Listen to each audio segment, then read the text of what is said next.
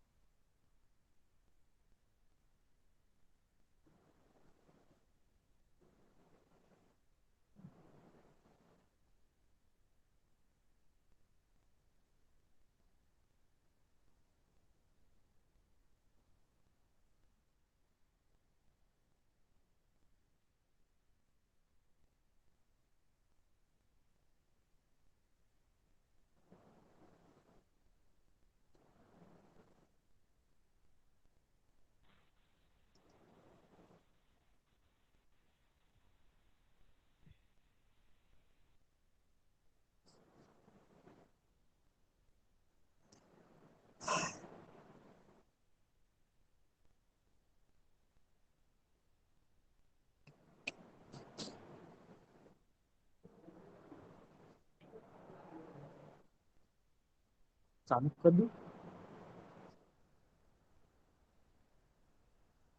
तू कहजे मन।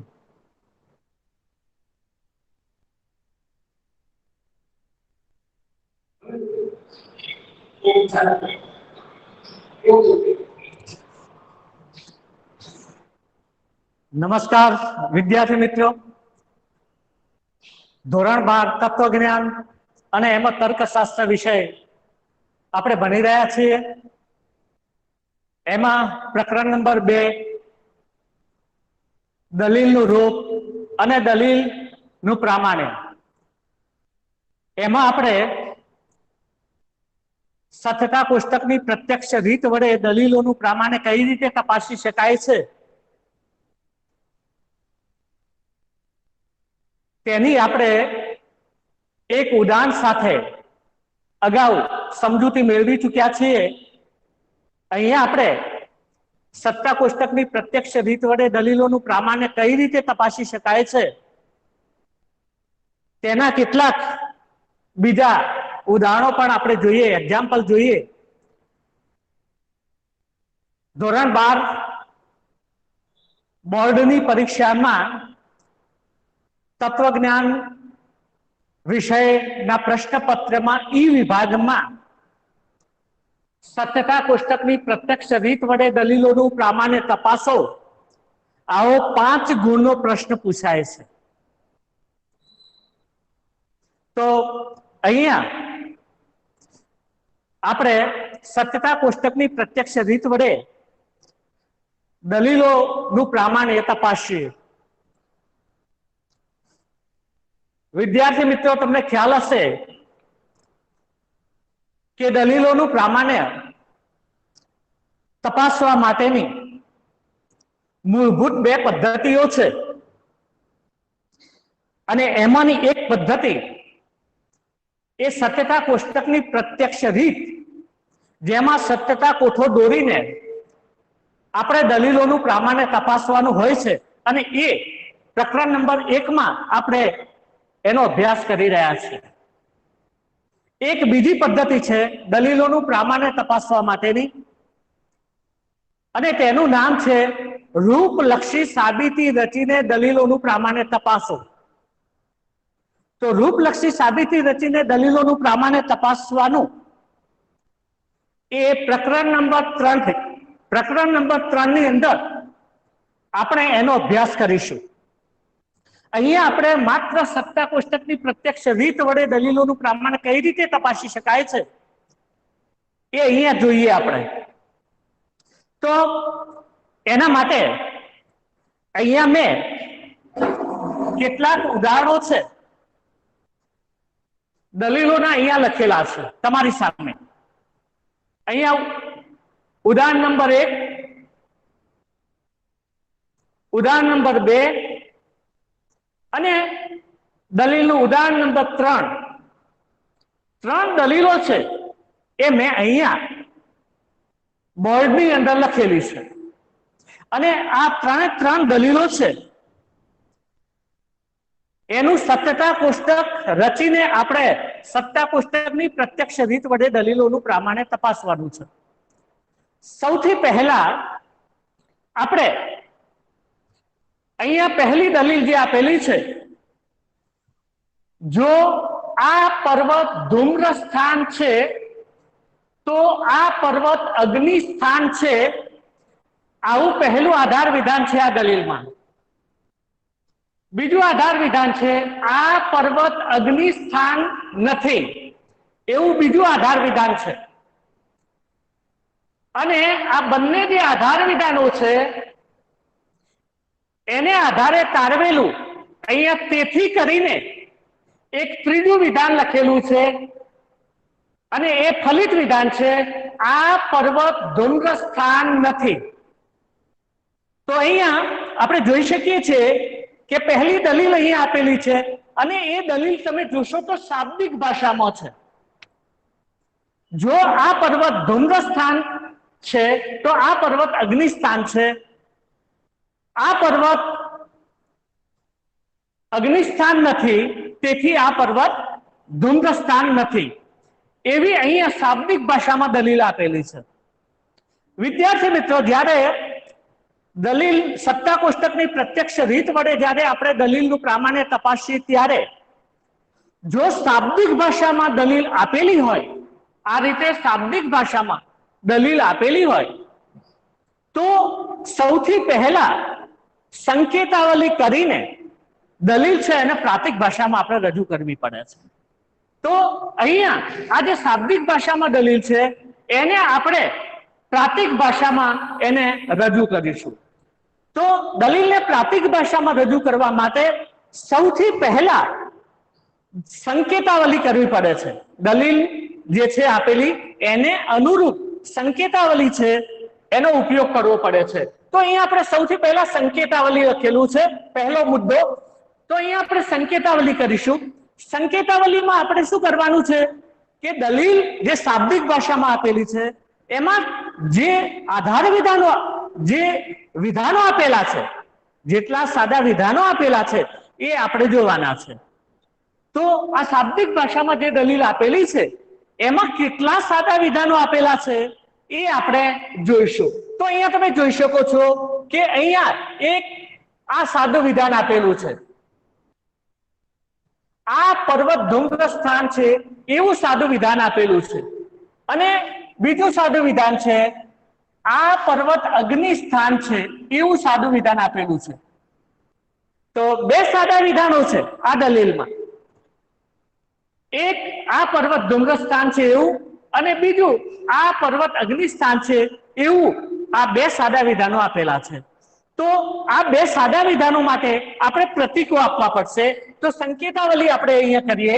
સૌથી પહેલા આ પર્વત ધૂમ્ર સ્થાન છે, આ પર્વત ધૂમ્ર સ્થાન છે. આવું એક સાદું વિધાન અહીંયા આપેલું છે. અને બીજું સાદું વિધાન છે, આ પર્વત અગ્નિ સ્થાન છે એવું બીજું સાદું વિધાન આપેલું છે.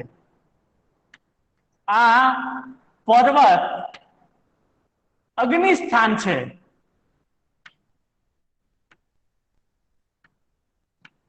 આવું બીજું સાદું વિધાન આપેલું છે. તો આ જે દલીલ છે એમાં બે સાદા વિધાનો છે. આ પર્વત ધૂમ્ર સ્થાન છે એક એવું સાદું વિધાન છે, અને બીજું આ પર્વત અગ્નિ સ્થાન છે એવું એક સાદું વિધાન આપેલું છે. તો અહીંયા તો આ બંને જે સાદા વિધાનો છે એના માટે આપણે પ્રતીક આપીએ. તમને ખ્યાલ છે કે કોઈ પણ વિધાન છે અને એને પ્રાતિક ભાષામાં આપણે લખવું હોય તો એના માટે વિધાન પરક અચલનો ઉપયોગ થાય છે. કથન અચલ જેને આપણે કહીએ છીએ એને આપણે કથન અપરિવર્તી કહીએ છીએ. તો વિધાન માટે વપરાતા જે પ્રતીકો છે વિધાન પરક અચલો છે. તો વિધાન પરક અચલોનો આપણે ઉપયોગ કરીશું. વિધાન પરક અચલો માટે કયા પ્રતીકોનો ઉપયોગ થાય છે? કેપિટલ અક્ષરોનો ઉપયોગ થાય છે. તો અહીંયા આપણે એના માટે કેપિટલ અક્ષરોનો ઉપયોગ કરીએ. આ પહેલું વિધાન છે એના માટે પી લઈએ, અને બીજું જે સાદું વિધાન છે એના માટે ક્યુ પ્રતીક આપણે વાપરીએ. તો પહેલા સાદા વિધાન માટે આ પર્વત ધૂમ્ર સ્થાન છે એના માટે પી પ્રતીક મેં લીધું છે, અને આ પર્વત અગ્નિ સ્થાન છે એના માટે આપણે કયું પ્રતીક લીધું છે? ક્યુ પ્રતીક લીધું છે. તો બે સાદા વિધાનો આપેલા છે. અહીંયા તમે જોશો કે આ પર્વત અગ્નિ સ્થાન નથી, એમાં પણ મૂળ વિધાન તો કયું છે? આ પર્વત અગ્નિ સ્થાન છે એવું સાદું વિધાન છે ને એ અહીંયા આવી ગયું. અને એ જ રીતે અહીંયા પણ તમે જોશો ફલિત વિધાનમાં આ પર્વત ધૂમ્ર સ્થાન નથી, તો એમાં મૂળ વિધાન કયું છે? આ પર્વત ધૂમ્ર સ્થાન છે એવું મૂળ વિધાન છે. એટલે સંપૂર્ણ રીતે જે દલીલ છે એનો વિચાર કરીએ તો એમાં મૂળ બે સાદા વિધાનો આવેલા છે, અને એ બંને સાદા વિધાનો છે મેં અહીંયા તમારી સામે લખેલા છે, અને એના બંને માટે મેં અહીંયા પ્રતીકો આપેલા છે, સંકેતો આપેલા છે. અને એ સંકેતો છે એ મેં કેપિટલ અક્ષરોમાં આપેલા છે, કારણ કે કોઈ પણ વિધાન છે એને પ્રાતિક ભાષામાં જ્યારે આપણે રજૂ કરવું હોય ત્યારે કેપિટલ અક્ષરો નો ઉપયોગ થાય છે. તો અહીંયા પી અને ક્યુ નામના બે વિધાનો છે, અને એ અહીંયા મેં લખેલા છે. હવે બે વિધાનો માટે અહીંયા બંને પ્રતીકો આપ્યા પછી હવે આ જે સમગ્ર દલીલ આપેલી છે બે આધાર વિધાનો અને ફલિત વિધાન જે આપેલું છે, ટૂંકમાં શાબ્દિક ભાષામાં જે દલીલ આપેલી છે એનું આપણે આ પ્રતીકોનો ઉપયોગ કરીને આપણે પ્રાતિક ભાષામાં દલીલને લખવાની છે. આ દલીલ જુઓ પ્રાતિક ભાષામાં અહીંયા લખેલી છે ને, એવી રીતે અહીંયા આ જે શાબ્દિક ભાષામાં દલીલ છે એને આપણે શું કરીશું, પ્રાતિક ભાષામાં લખવાની છે. તો આ પ્રતીકોનો આપણે ઉપયોગ કરીએ અને આ દલીલ છે એને આપણે શાબ્દિક ભાષા પ્રાતિક ભાષામાં રજૂ કરીએ. તો અહીંયા તમે જુઓ, આ પર્વત ધૂમ્ર સ્થાન છે એવું પહેલું વિધાન છે અહીંયા. તો આ પર્વત ધૂમ્ર સ્થાન છે એના માટે કયું પ્રતીક છે, પી. વચ્ચે કારક કયું છે, જો તો, એના માટે કયું પ્રતીક આવે, શરતી. જો તો માટે કયું પ્રતીક આવે, શરતી. બીજું વિધાન કયું છે, આ પર્વત અગ્નિ સ્થાન છે. તો એના માટે કયું પ્રતીક વાપર્યું છે, આ પર્વત અગ્નિ સ્થાન છે. એના માટે કયું પ્રતીક વાપર્યું છે, ક્યુ. તો તમે જોઈ શકો છો, જો આ પર્વત ધૂમ્ર સ્થાન છે તો આ પર્વત અગ્નિ સ્થાન છે એવું પ્રાતિક ભાષામાં અહીંયા આપણે વિધાન લખેલું છે. આ પહેલું આધાર વિધાન છે. અહીંયા તમે જોઈ શકો છો, આ પહેલું આધાર વિધાન છે, એને અહીંયા આપણે પ્રાતિક ભાષામાં અહીંયા રજૂ કર્યું છે. બીજું આધાર વિધાન જોઈએ આપણે, આ દલીલનું બીજું આધાર વિધાન આપણે જોઈએ. આ પર્વત અગ્નિ સ્થાન નથી, આ પર્વત અગ્નિ સ્થાન નથી. એમાં મૂળ વિધાન કયું છે, આ પર્વત અગ્નિ સ્થાન છે એવું મૂળ વિધાન છે. તો આ પર્વત અગ્નિ સ્થાન છે એવું મૂળ વિધાન આમાં રહેલું છે. તો એના માટે કયું પ્રતીક વાપરીશું, ક્યુ.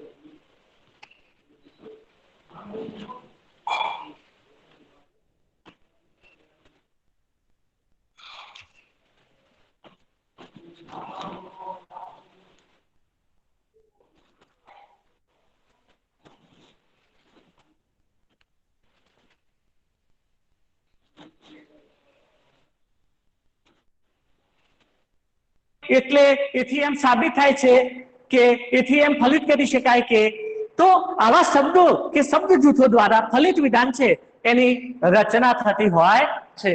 તો આ તેથી છે એ ફલિત વિધાન નિર્દેશક શબ્દ છે. તેથી માટે આ ફલિત વિધાન નિર્દેશક શબ્દ છે અને એના પછી આવતું જે વિધાન હોય એ હંમેશા કેવું હોય, ફલિત વિધાન હોય. તમે જાણો છો કે આધાર વિધાન નિર્દેશકો કયા છે, કારણ કે, કેમ કે, એનું કારણ એ છે કે એ આધાર વિધાન નિર્દેશકો છે અને એના પછી આવતા શબ્દો, એના પછી આવતા વિધાનો કેવા કહેવાય, આધાર વિધાનો કહેવાય. એમ અહીંયા તેથી માટે પરિણામે આ જે છે એ ફલિત વિધાન નિર્દેશક શબ્દ છે. એટલે એના પછી આવતું આ વિધાન કયું છે, ફલિત વિધાન છે. તો ત્રીજા નંબરનું વિધાન તમે જુઓ, આ પર્વત ધૂમ્ર સ્થાન નથી એવું વિધાન છે. પણ આમાં મૂળ વિધાન કયું છે, આ પર્વત ધૂમ્ર સ્થાન છે. આ પર્વત ધૂમ્ર સ્થાન છે એવું મૂળ વિધાન આમાં રહેલું છે. એવું મૂળ વિધાન આમાં રહેલું છે. એના માટે કયું પ્રતીક છે, પી.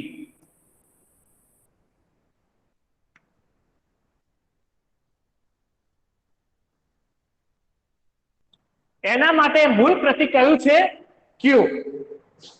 એના માટે મૂળ પ્રતીક કયું છે, જુઓ ફરીથી, આ પર્વત ધૂમ્ર સ્થાન છે, આ પર્વત ધૂમ્ર સ્થાન છે. એના માટે કયું પ્રતીક છે, પી. તો અહીંયા આપણે પી લખ્યું. પણ એનો શું થયો છે, એનો નિષેધ થયો છે. એનો નિષેધ થયો છે. તો આપણે નિષેધ પી. તો તમે જોઈ શકો છો, પી આપણને પ્રાતિક ભાષામાં એક દલીલ મળી, પી શરતી ક્યુ, નિષેધ ક્યુ, માટે નિષેધ પી. આવી આપણને આ દલીલ મળી છે. તો અહીંયા પ્રાતિક ભાષામાં આપણે દલીલ લખી દીધી. અહીંયા પ્રાતિક ભાષામાં દલીલ લખ્યા પછી હવે જો દલીલ છે સત્તા કોષ્ટકની પ્રત્યક્ષ રીત છે, એમાં સત્તા કોષ્ટક જ્યારે આપણે રચીએ છીએ ત્યારે આધાર વિધાનનો સ્તંભ એક જ પાડવામાં આવે છે. તમે જોઈ શકો છો આધાર વિધાનનો સ્તંભ કેટલો પડે છે, છેલ્લે બે સ્તંભો પડે છે એ આધાર વિધાન અને ફલિત વિધાનના સ્તંભો પડે છે. એટલે કે આધાર વિધાનનો પણ એક સ્તંભ પડે છે, ફલિત વિધાનનો પણ કેટલા એક જ સ્તંભ પડે છે. એટલે જો બે આધાર વિધાનો આપેલા હોય દલીલમાં તો તમારે આધાર વિધાન છે એને સમુચ્ચયથી જોડીને એક જ આધાર વિધાન બનાવવું પડે છે. એટલે કે આધાર વિધાનનો શું કરવો પડે છે? સમુચ્ચય કરવો પડે છે. તો અહીંયા આધાર વિધાનો કેટલા છે? બે આધાર વિધાનો છે. એટલે આપણે આ બંનેને શું કરીશું? સમુચ્ચયથી જોડીશું. બંનેને સમુચ્ચયથી જોડીશું અને એક જ આધાર વિધાન બનાવીશું. તો આ બંને આધાર વિધાનો છે એને આપણે એનો સમુચ્ચય કરીએ. તો પહેલું આધાર વિધાન કયું છે? પી શરતી ક્યુ.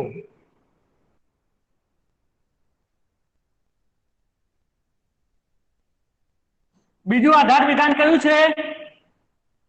નિષેધ ક્યુ. બીજું આધાર વિધાન કયું છે? નિષેધ ક્યુ. અને શાનાથી જોડવાનું છે? સમુચ્ચયથી જોડવાનું છે. એટલે કે બંને આધાર વિધાનો છે એનો શું કરવાનો છે? સમુચ્ચય કરવાનો છે. આખું વિધાન છે, સમગ્ર વિધાન છે આધાર વિધાન, એ સમુચ્ચય પ્રકારનું આપણે બનાવવાનું છે. તમે જોઈ શકો છો કે અહીંયા બે આધાર વિધાનોને મેં શું કર્યા છે? જોડ્યા છે. અને કાઉન્સ બાર કયું કારક રાખ્યું છે? સમુચ્ચય. અને નિષેધ બે છે, પણ સમુચ્ચય છે એ દ્વિમુખી કારક છે, નિષેધ કારક એકમુખી છે. એટલે અહીંયા સર્વોપરી કારક કયું બને છે? સમુચ્ચય. એટલે આખું વિધાન કયા પ્રકારનું છે? સમુચ્ચય પ્રકારનું વિધાન છે. અહીંયા ફલિત વિધાન કયું છે? નિષેધ પી. નિષેધ પી. તો તમે જોઈ શકો છો કે આધાર વિધાનનો આપણે શું કર્યો? સમુચ્ચય કર્યો. એટલે કે એક જ આધાર વિધાન બનાવ્યું. એક જ આધાર વિધાન છે અહીંયા અને ફલિત વિધાન પણ છે. હવે આપણે જે દલીલ આપેલી છે એને અનુરૂપ સત્યતા કોષ્ટકની રચના કરીએ આપણે. તો આધાર વિધાનનો સમુચ્ચય કર્યા પછી આપણે શું કરવું પડે છે? સત્યતા કોષ્ટકની રચના કરવી પડે છે. દલીલ છે એને અનુરૂપ સત્તા કોષ્ટકની રચના કરવી. તો અહીંયા તમે જોઈ શકો છો સત્તા કોષ્ટકની રચના. હવે મેં અહીંયા સત્તા કોષ્ટક છે તમે જોઈ શકો છો બનાવ્યું છે. અહીંયા તમે જુઓ કે અહીંયા વિધાનપરક અચલો કેટલા છે? બે, પી અને ક્યુ. એવા બે વિધાનપરક અચલો છે. તો બે અચલો હોય તો હરોળો કેટલી પડે? 4. બે વિધાનો, બે સાદા વિધાનો આપેલા હોય તો હરોળો કેટલી પડે? 4. એક સાદું વિધાન હોય તો 2 હરોળ પડે, બે સાદા વિધાન હોય તો 4 હરોળ પડે, 3 સાદા વિધાન હોય તો 8 હરોળ પડે. અને જો 4 સાદા વિધાન હોય તો કેટલી હરોળ પડે? સત્તા કોષ્ટકમાં 16. પણ અહીંયા સાદા વિધાનો કેટલા છે? પી અને ક્યુ 2 છે એટલે હરોળ કેટલી પડશે? 4. તો અહીંયા મેં 4 હરોળ પાડેલી છે. તમે જોઈ શકો છો 1, 2, 3 અને 4 હરોળ પાડેલી છે. એનું કારણ તમને ખબર પડી હશે, કારણ કે બે સાદા વિધાન હોય તો હરોળ કેટલી પડે? 4. હવે 4 હરોળ પડવાનું કારણ શું છે? કે બે સાદા વિધાનો હોય તો એના મૂલ્યની, બે સાદા વિધાનો હોય તો એના મૂલ્યની કેટલી શક્યતાઓ થાય છે? 4. એના મૂલ્યની કેટલી શક્યતાઓ થાય? 4. કઈ 4 શક્યતાઓ થાય એ આપણે પછી લખીએ. પણ સૌથી પહેલા આપણે અહીંયા 4 હરોળો પડે છે કારણ કે સાદા વિધાનોની સંખ્યા કેટલી છે? 2. હવે આપણે સ્તંભ રચના કરીએ, સ્તંભ બનાવીએ. તો સૌથી પહેલા સ્તંભ રચના કરીએ ત્યારે સમજો જે રીતે હું કહું તે પ્રમાણે કોઈ પણ સત્તા કોષ્ટક તમે જ્યારે બનાવો ત્યારે એમાં સ્તંભ રચના કરવામાં આવે છે. સરળ ભાષામાં હું તમને સમજાવું એ પ્રમાણે તમારે સ્તંભોની રચના કરવી, કારણ કે સ્તંભ રચના છે એ સત્તા કોષ્ટકમાં સૌથી જટિલ બાબત છે. તો સત્તા કોષ્ટકની રચના જ્યારે આપણે કરીએ અને એમાં જ્યારે સ્તંભ રચવાના હોય, એમાં જ્યારે સ્તંભો રચવાના હોય ત્યારે હું જે કહું એ પ્રમાણે ક્રમમાં તમારે સ્તંભ રચના કરવી. સૌથી પહેલા સાદા વિધાનોના સ્તંભો પાડવાના, પછી એનો નિષેધ અને પછી ડબલ નિષેધ. સૌથી પહેલા સાદા વિધાનના સ્તંભો પાડવાના, પછી સાદા વિધાનના નિષેધના સ્તંભો પાડવાના અને છેલ્લે એનો ડબલ નિષેધ છે એના સ્તંભો પાડવાના. બીજા નંબરમાં આપણે જોઈએ, જો નાનો કૌંસ હોય તો નાનો કૌંસ એના સ્તંભ પાડવાના, પછી એના નિષેધના સ્તંભ પાડવાના, પછી એના ડબલ નિષેધના સ્તંભ પાડવાના.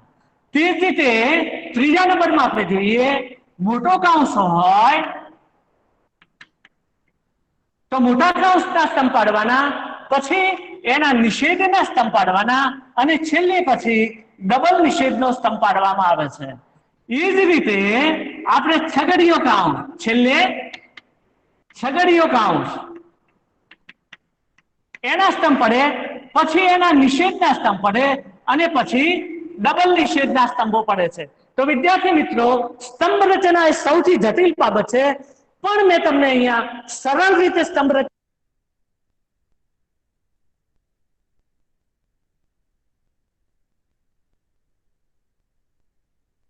સૌથી પહેલા સાદા વિધાનના, પછી એના નિષેધના, પછી ડબલ નિષેધ હોય તો એના, પછી નાના કૌંસના, પછી નાના કૌંસના નિષેધના અને પછી છેલ્લે નાના કૌંસમાં નો ડબલ નિષેધ થયો હોય તો એના, પછી ત્રીજા નંબરમાં મોટા કૌંસના, પછી એનો મોટા કૌંસનો નિષેધ થયો હોય તો એના અને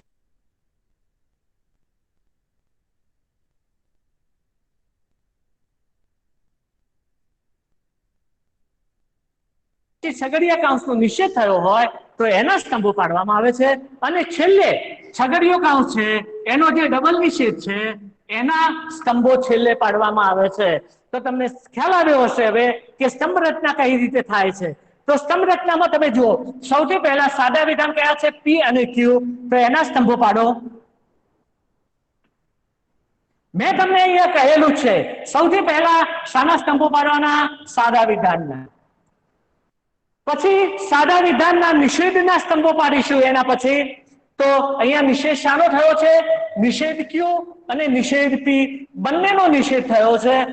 પણ અહીંયા આપણે નિષેધ પી છે તો પી ઉપરથી ડાયરેક્ટ આપણે સીધું આ ફલિત વિધાન છે એનું મૂલ્ય આપી શકીશું. એટલે અહીંયા આપણે જે આ ગૌણ સ્તંભો છે એની અંદર આપણે નિષેધ પી નો સ્તંભ પાડતા નથી. ત્યાર પછી આપણે નિષેધ ક્યુ, પી નો સ્તંભ પાડ્યો, નિષેધ ક્યુ નો સ્તંભ પાડ્યો અને હવે નિષેધ ક્યુ નો સ્તંભ અને ક્યુ ના, પછી નિષેધના સ્તંભ પાડ્યા, નિષેધ ક્યુ નો સ્તંભ પાડ્યો, પછી પી શરતી ક્યુ નો સ્તંભ પાડીએ આપણે. તો સાદા વિધાનો આવી ગયા, એનો નિષેધ પણ આવી ગયો. અહીંયા આધાર વિધાનમાં નિષેધ પી છે, ફલિત વિધાનમાં નિષેધ પી આપેલો છે. ફલિત વિધાનમાં નિષેધ પી આપેલો છે એટલે એનો પણ સ્તંભ આપણે પાડી દીધો. અહીંયા એનો સ્તંભ પાડવાની આવશ્યકતા નથી. એનું કારણ એ છે કે પી ઉપરથી આપણે એનો નિષેધ કરી શકીશું. એટલે અહીંયા આપણે નિષેધ પી નો સ્તંભ પાડેલો નથી. ત્યાર પછી નાનો કૌંસ, તો નાના કૌંસના આપણે સ્તંભો પાડીએ. તો નાના કૌંસમાં કયું છે? પી શરતી ક્યુ વિધાન.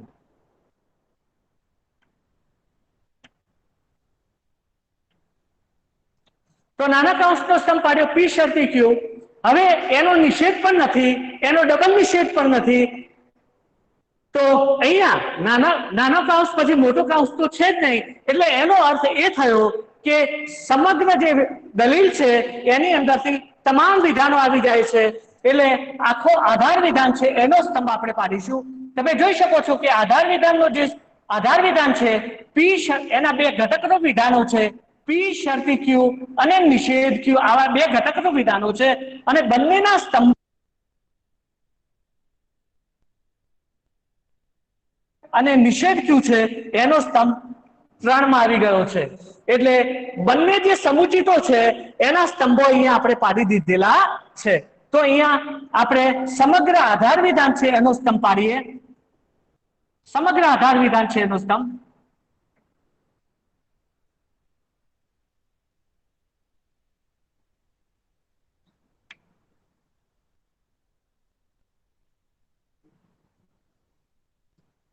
તો અહીંયા જોઈ શકો છો કે આધાર વિધાનનો સત્તા કોષ્ટકની પ્રત્યક્ષ રીત વડે જ્યારે દલીલનું આપણે પ્રામાણ્ય તપાસીએ છીએ ત્યારે છેલ્લા સત્તા કોષ્ટકમાં છેલ્લા જે સ્તંભો પડે છે એ અનુક્રમે આધાર વિધાન અને ફલિત વિધાનના સ્તંભો આ રીતે પાડવામાં આવે છે.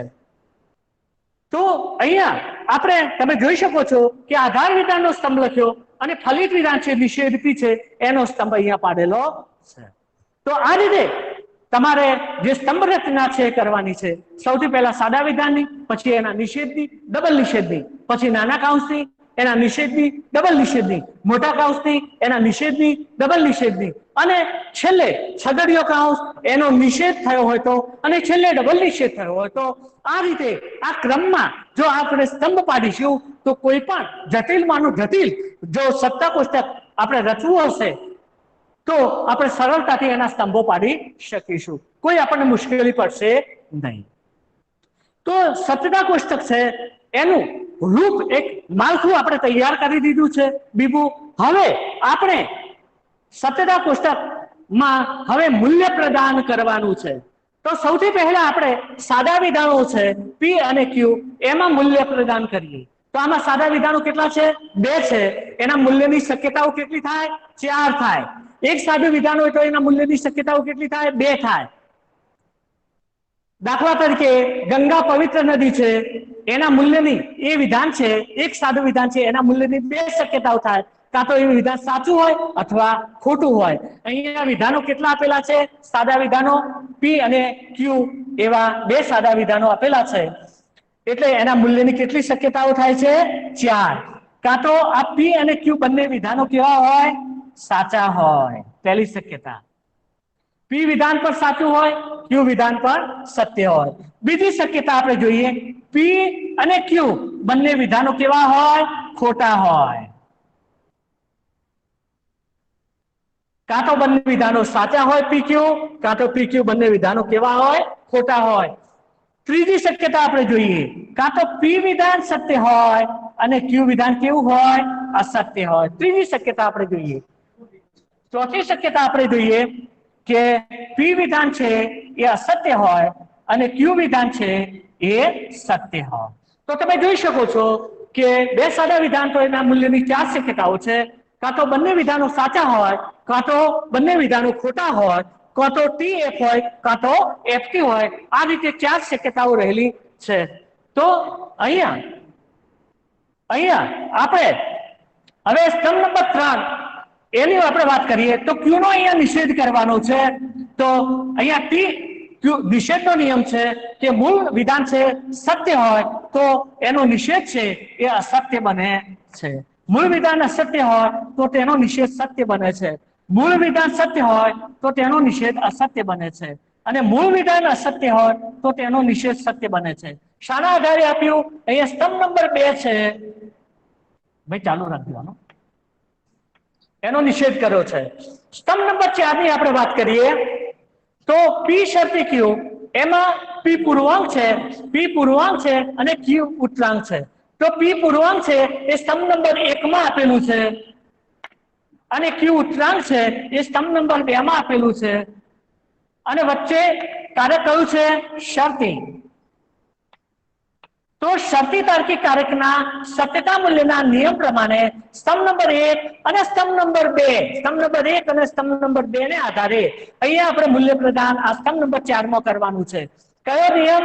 શરતી તાર્કિક કારકનો કે પૂર્ણાંક સત્ય હોય, ઉત્તરાંક અસત્ય હોય તો અને તો શરતી વિધાન તમારે અસત્ય લખવાનું. તો અહીંયા માત્ર બીજી હરોળમાં આ પૂર્ણાંક છે એ સત્ય છે, ઉત્તરાંક છે અસત્ય છે, માટે અહીંયા એફ લખીશું. બાકી કોઈ હરોળમાં પી એફ એવું મૂલ્ય નથી, માટે અહીંયા હરોળ નંબર 1, 3 અને 4 માં આપણે ટી મૂલ્યો લખીએ છીએ. સ્તંભ નંબર 5 ની આપણે વાત કરીએ તો આધાર વિધાનનો સ્તંભ છે અને એમાં 2 સમુચિતો છે. એમાં સમુચિત પહેલું પી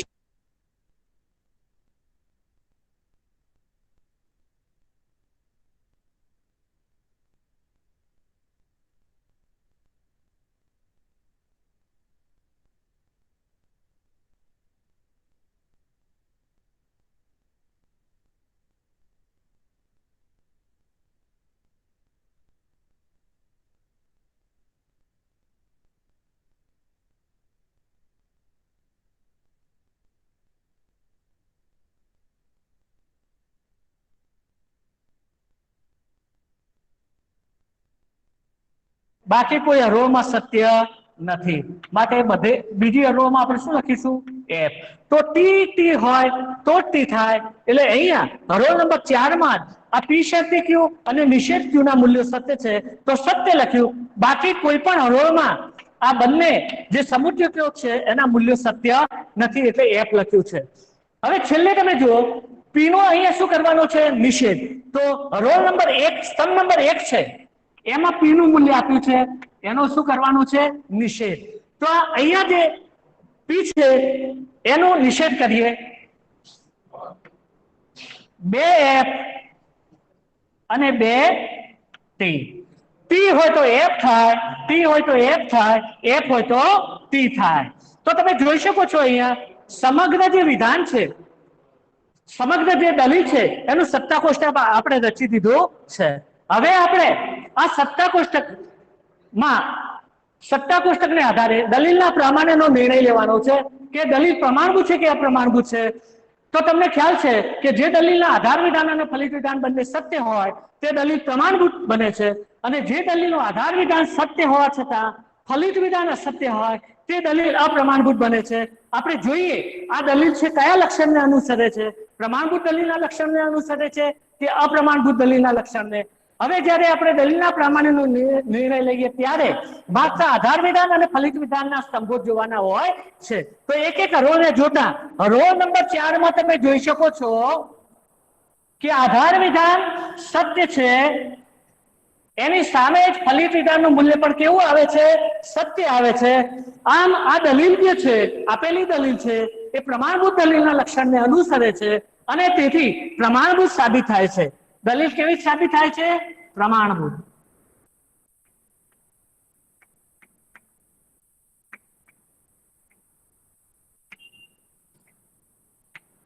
પ્રમાણ તો અહીંયા તમે જોઈ શકો છો કે પ્રમાણભૂત દલીલ અહીંયા સાબિત થાય છે.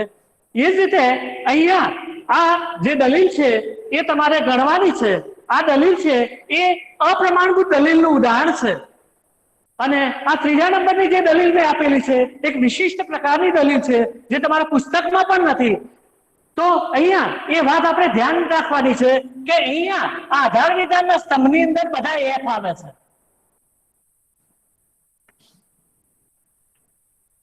તો આપણને પ્રશ્ન થાય કે આધાર વિધાનના સ્તંભમાં બધા એફ આવતા હોય તો દલીલ કેવી બને?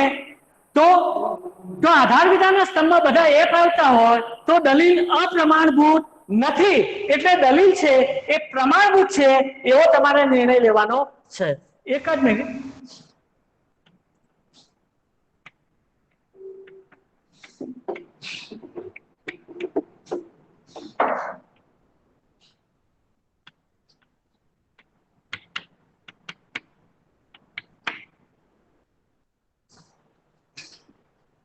Thank you.